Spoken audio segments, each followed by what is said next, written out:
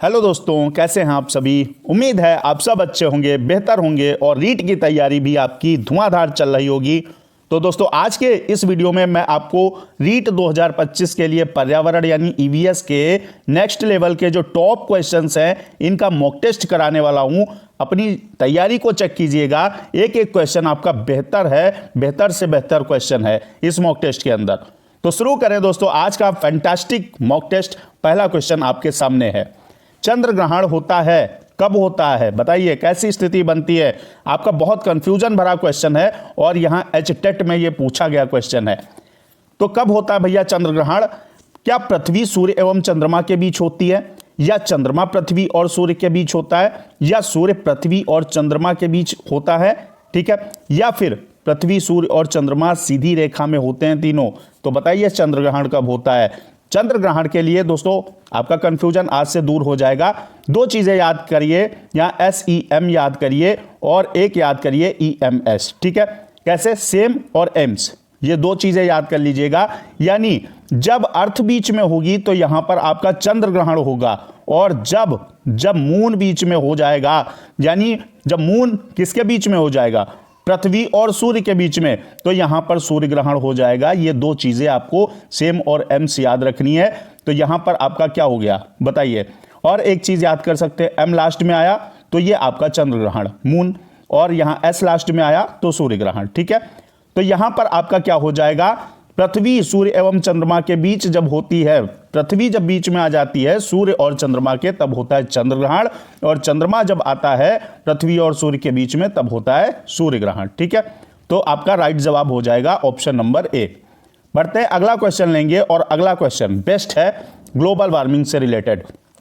Global warming क्या होती है? वैश्विक तापन, जब पृथ्वी का टेम्परेचर बढ़ जाए, ठीक है। तो ग्लोबल वार्मिंग में तापमान क्या होता है? क्षोभ मंडल का बढ़ता है, या आयन मंडल का बढ़ता है, या मध्य मंडल का बढ़ता है, या समताप मंडल का बढ़ता है। तो मैं आपको एक क्वेश्चन ऐसा ही मैंने कराया था, उसमें मैंने बताया था मौसम संबंधित जितनी भी घटनाएं हैं वो कहां होंगी, वो क्षोभ मंडल में होंगी। तो ग्लोबल वार्मिंग में तापमान कहां बढ़ेगा? क्षोभ मंडल में बढ़ेगा। ए ऑप्शन राइट हो जाएगा। लेकिन यहां से कई क्वेश्चन निकलते हैं और आपके एग्जाम में आते हैं। समताप मंडल ये क्यों इंपॉर्टेंट है? क्योंकि यहां ओजोन परत पाई जाती है। अब जब ओजोन परत पाई जाती है तो ओजोन दिवस कब मनाया जाता है, यह भी क्वेश्चन पूछा जा सकता है। तो 16 सितंबर यानी 16 सितंबर को आपका ओजोन दिवस मनाया जाता है। वायुयान उड़ाने की आदर्श जो परत है वो भी आपकी समताप मंडल है। मध्य मंडल से क्या पूछा जा सकता है? मध्य मंडल क्या होता है आपका? यहां जो उल्का पिंड टूट कर आते हैं वो मध्य मंडल में ही जलकर राख हो जाते हैं, यानी खत्म हो जाते हैं, जल जाते हैं। तो ये सारी चीजें आपको तैयार कर लेनी है। ए ऑप्शन इसमें भी आपका करेक्ट हो जाएगा।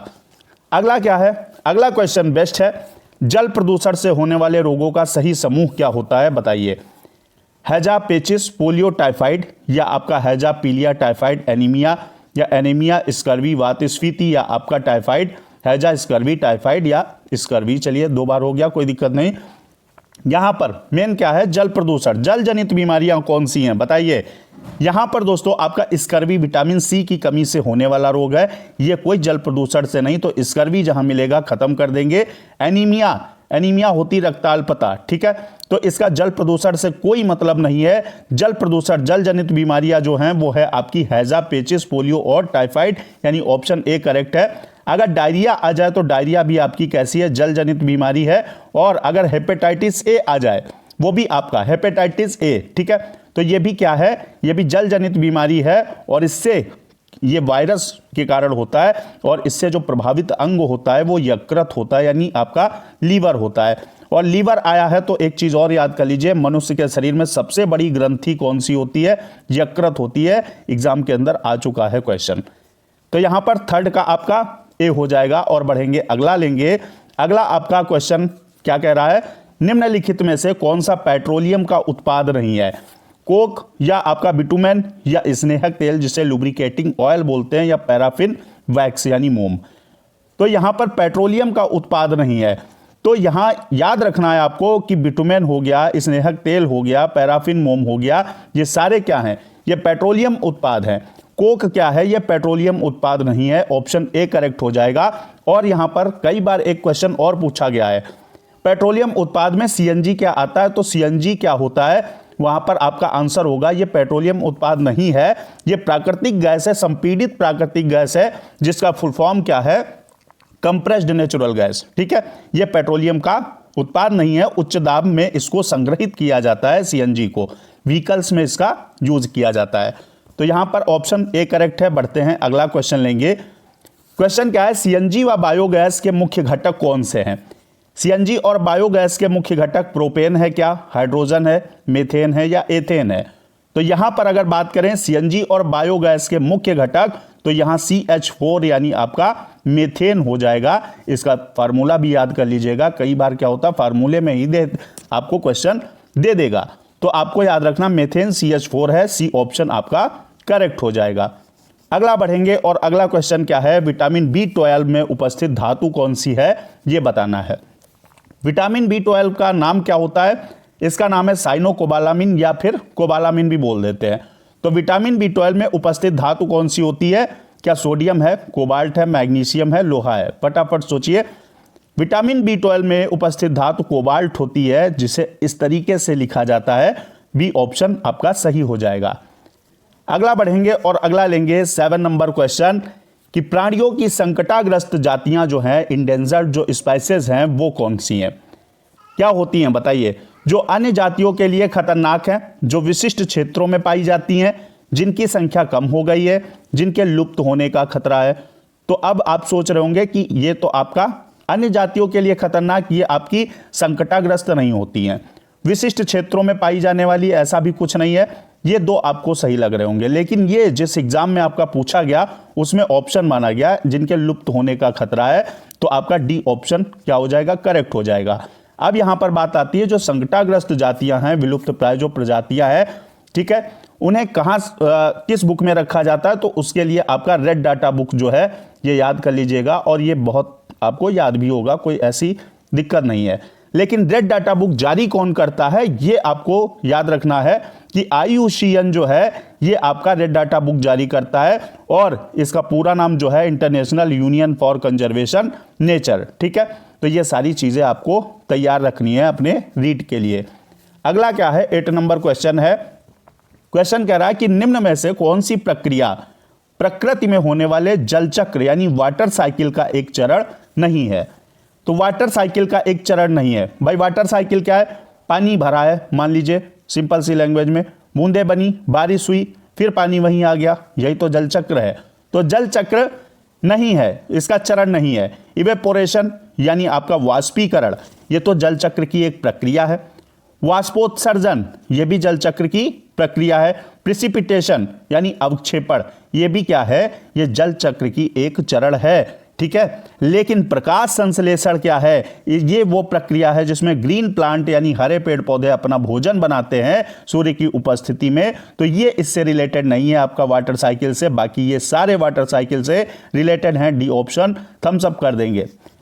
अगला क्या है, अगला क्वेश्चन है बायोडीजल के लिए किस पौधे की खेती की जाती है? वेरी मोस्ट इंपॉर्टेंट, बहुत आसान सा क्वेश्चन। क्या है? सोयाबीन नहीं, मूंगफली नहीं, रतनजोत। ठीक है, जिसे जेट्रोफा बोलते हैं इंग्लिश में, उसे ही हिंदी में रतनजोत बोलते हैं। तो यहां पर बायोडीजल के लिए रतनजोत की खेती की जाती है, यानी जेट्रोफा की। सी ऑप्शन करेक्ट हो जाएगा, डी को भी क्रॉस कर देंगे। अगला बढ़ते हैं और 10 नंबर क्वेश्चन, बेस्ट क्वेश्चन है आपका आज के इस वीडियो का, बेस्ट क्वेश्चन मैं कहूंगा। और यहां पर चैनल को दोस्तों सब्सक्राइब करके बेल आइकन जरूर प्रेस कर लीजिएगा, ताकि मैं जो टॉपिक आपको दे रहा हूं आपके एग्जाम के लिए और जो मॉक टेस्ट प्रोवाइड करवा रहा हूं अपने चैनल पर, वो आपको तुरंत पहुंच जाए। अपने यार दोस्तों तक भी वीडियो को शेयर कर दीजिएगा। क्वेश्चन क्या है, निम्न में से कौन भारत के 4 जैव विविधता युक्त जो हॉट स्पॉट हैं उनमें से एक है? बताइए। अरावली पहाड़ियां, खासी पहाड़ियां, हिमालय या विंध्याचल पहाड़ियां? तो यह क्वेश्चन आपका पूछा जा चुका है एचटेट के अंदर। जैव विविधता युक्त आपके 4 हॉट स्पॉट हैं, वो कौन कौन से हैं? ये याद रखिएगा, हिमालय, ठीक है, अगर बात करें हिमालय, और दूसरा आपका वेस्टर्न घाट, ठीक है, तीसरा है आपका इंडो बर्मा, जिसका नया नाम आपका म्यांमार है, ठीक है, बर्मा, और ये क्षेत्र है इंडो बर्मा क्षेत्र, और फिर एक है सुंदरवन। इन नाम को याद रखना है आपको, ये आपके 4 जैव विविधता युक्त हॉट स्पॉट हैं। तो इसमें कहीं इसका नाम नहीं है, इसका नहीं है और डी का नहीं है, हिमालय का नाम मैंने लिया है, तो सी ऑप्शन आपका सही हो जाएगा। अगला आपका क्वेश्चन है, भारत में किस क्षेत्र में स्थानांतरित खेती की जाती है, यानी शिफ्टिंग कल्टीवेशन की जाती है। शिफ्टिंग कल्टीवेशन क्या होता है, एक जगह से दूसरी जगह पर शिफ्ट कर देना, ठीक है, यानी स्थानांतरित कर देना। इस वर्ड को आप बहुत अच्छे से जानते होंगे। यहां पर कुछ दिन खेती की, उसके बाद एक फसल काट के फिर इसको छोड़ दिया जाता है, फिर दूसरी जगह पहुंच जाते हैं खेती करने, फिर वहां से फसल हुई तो तीसरी जगह पहुंच गया, फिर उस जगह आ गया। इस तरीके से चक्र चलता है, ठीक है, साइकिल चलता है। तो ये मोस्टली आपका कहां किया जाता है, क्या उत्तर पश्चिमी क्षेत्र में, या आपका दक्षिण पूर्वी क्षेत्र में, या उत्तर पूर्वी क्षेत्र में, या आपका दक्षिणी क्षेत्र में। तो शिफ्टिंग कल्टीवेशन जो किया जाता है वो आपके उत्तर पूर्वी क्षेत्र में किया जाता है। यानी अगर बात करें हम तो इस तरीके से आपका जो मैप है, इंडिया का जो मैप है, तो इधर के जो नॉर्थ ईस्ट के स्टेट हैं इनमें आपका शिफ्टिंग कल्टीवेशन करने की प्रक्रिया की जाती है। तो सी ऑप्शन आपका करेक्ट हो जाएगा। अगला बढ़ते हैं, 12 नंबर क्वेश्चन है आपके सामने। क्वेश्चन है, पृथ्वी के चारों ओर गैसों के समूह को क्या कहते हैं। भूमंडल कहते हैं, जलकण कहते हैं, वायुमंडल कहते हैं, या जलमंडल कहते हैं। तो पृथ्वी के वायुमंडल क्या है, मैं अगर आपसे पूछूं वायुमंडल, तो वायुमंडल क्या है भाई, हमारे चारों तरफ क्या है, गैसों का एक समूह है, उसे ही हम क्या बोलते हैं, वायुमंडल बोलते हैं। तो यहां पर ऑप्शन आपका सी करेक्ट हो जाएगा। अगला बढ़ेंगे और अगला क्वेश्चन लेंगे 30 नंबर। फटाफट मॉक टेस्ट, ज़्यादा टाइम नहीं, बेस्ट तरीके से तैयार कर लीजिएगा एक एक क्वेश्चन को। निम्नलिखित देशों में से किसकी जैव विविधता सर्वाधिक है, बायोडाइवर्सिटी जो है वो सर्वाधिक है। ब्राजील, दक्षिण अफ्रीका, रूस, या आपका भारत। तो भारत के अंदर आपका सर्वाधिक जैव विविधता शांत घाटी में है, साइलेंट वैली में, जो कि आपका केरल में है, ठीक है।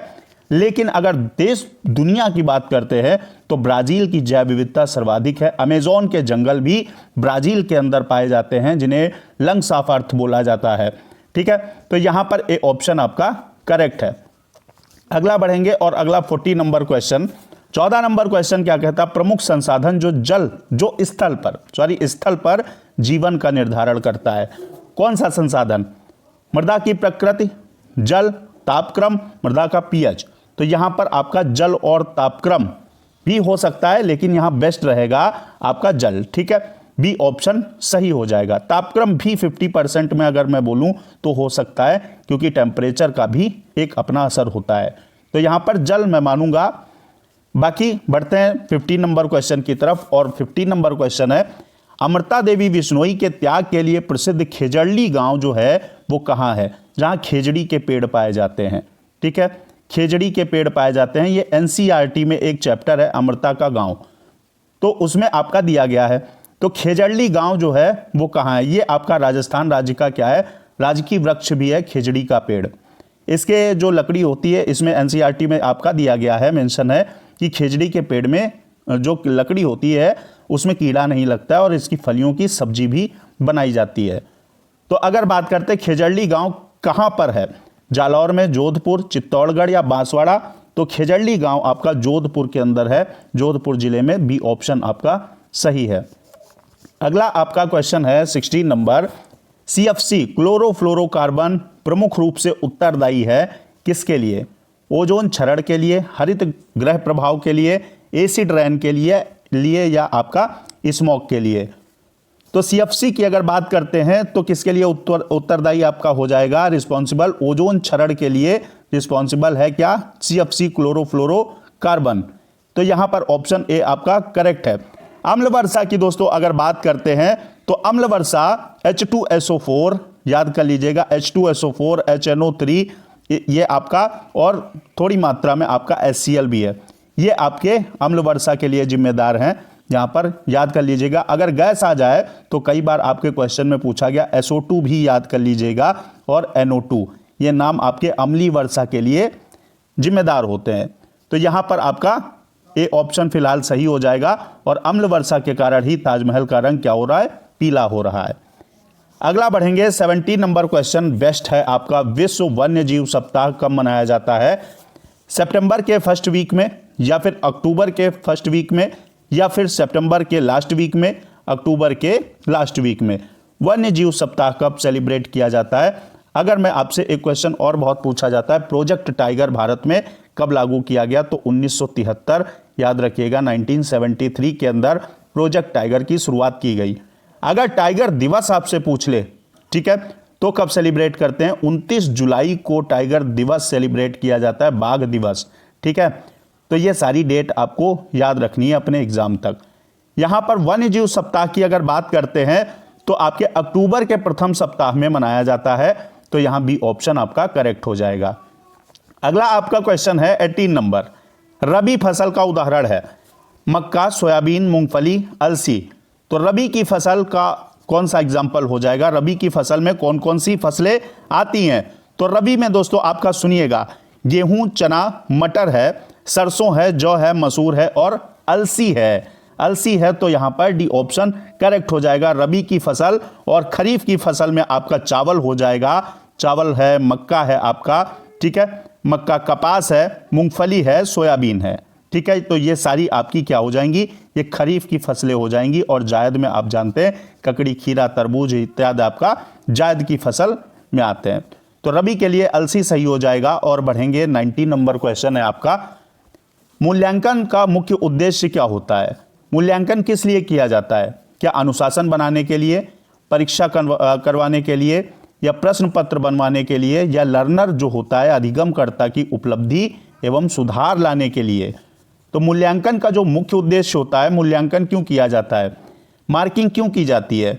इसलिए ताकि अधिगमकर्ता यानी जो बच्चा है, जो लर्नर है, उसकी उपलब्धि और उसमें सुधार, उसकी उपलब्धि को जाना जाए और उसमें जो कमियां हैं उनको सुधार किया जाए, इसलिए आपका मूल्यांकन किया जाता है। डी ऑप्शन करेक्ट हो जाएगा। अगला है आपका, अगला क्वेश्चन है राजस्थान राज्य के, बेस्ट क्वेश्चन है मैं कहूँगा यहाँ पर, राजस्थान से रिलेटेड। राज्य के राज्य वृक्ष, राज्य पक्षी और राज्य जंतु क्रमशः कौन कौन से हैं? बताइए। खेजड़ी, मैंने अभी आपको बताया कि राज्य वृक्ष जो राजकीय वृक्ष है वो खेजड़ी है, तो यहाँ पर बाकी तो बबूल और आम वाले कैंसिल हो गए, दो आपके बचे। राज्य पक्षी की अगर बात करें तो गोडावड़ हो जाएगा, और राज्य जंतु जो है वो चिंकारा हो जाएगा, और राज्य वृक्ष आपका खेजड़ी है, तो ऑप्शन आपका ए करेक्ट हो जाएगा। तो आज के इस वीडियो में 20 मोस्ट इंपॉर्टेंट क्वेश्चंस मैंने आपको मॉक टेस्ट करा दिया है। ठीक है, मिलते हैं नेक्स्ट वीडियो में बेस्ट आपके क्वेश्चंस के साथ। पढ़ते रहिए, तैयारी जबरदस्त रखिए। जय हिंद, वंदे मातरम।